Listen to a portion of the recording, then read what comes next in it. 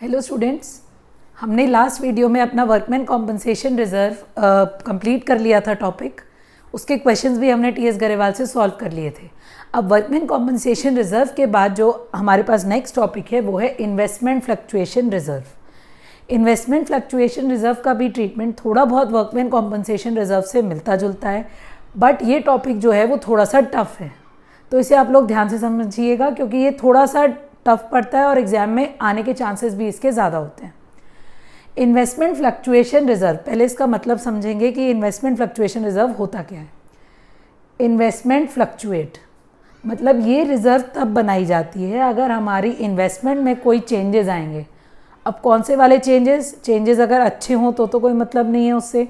अगर बुरे वाले चेंजेस आएंगे मतलब हमने कहीं पैसा लगाया और उस पैसे की वैल्यू कम हो गई, तो जो उससे नुकसान होता है वो हम इस रिज़र्व से कॉम्पनसेट करते हैं। तो इन्वेस्टमेंट से अगर कोई नुकसान हो रहा है उस नुकसान को हम इसमें कॉम्पनसेट कर देते हैं।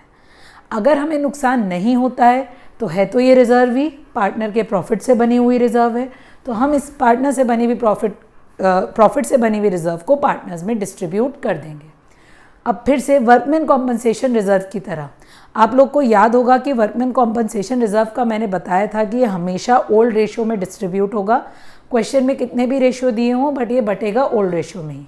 ऐसे ही इन्वेस्टमेंट फ्लक्चुएशन रिज़र्व के साथ होता है, क्वेश्चन में कितने भी रेशियोज़ हों इन्वेस्टमेंट फ्लक्चुएशन रिज़र्व हमेशा ओल्ड रेशियो में ही डिस्ट्रीब्यूट होता है। हम इसे अगर डिस्ट्रीब्यूट करेंगे तो ओल्ड रेशियो में ही डिस्ट्रीब्यूट करेंगे। अब अगर इन्वेस्टमेंट की कोई इन्फॉर्मेशन हमें गिवन नहीं है कि इन्वेस्टमेंट डिक्रीज़ हो रही है इंक्रीज़ हो रही है, कोई इन्फॉर्मेशन नहीं है, तो हम क्या करेंगे, डिस्ट्रीब्यूट कर देंगे इन्वेस्टमेंट फ्लक्चुएशन रिज़र्व को ओल्ड रेशियो में।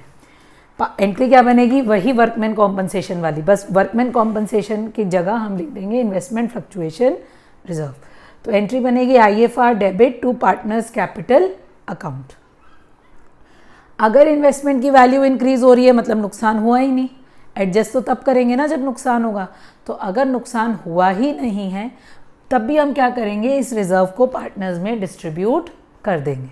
Same entry investment fluctuation reserve to partners capital, same ratio बटेगा भी ये ओल्ड रेशियो में। अब अगर इन्वेस्टमेंट की वैल्यू डिक्रीज़ हो रही है, फॉर एग्जाम्पल अब यहाँ पे समझो, अगर इन्वेस्टमेंट की वैल्यू पहले थी 4 लाख और अब हो गई है इन्वेस्टमेंट की वैल्यू 3 लाख और IFR दिया हुआ है हमें इन्वेस्टमेंट फ्लक्चुएशन रिज़र्व 1,20,000। तो पहले इन्वेस्टमेंट की वैल्यू 4 लाख थी, अब 3 लाख हुई। लॉस कितने का हुआ, मतलब हमें 1 लाख का।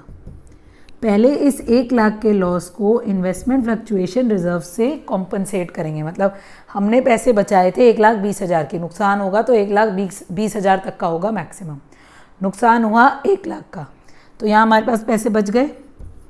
कितने पैसे बच गए, 20,000।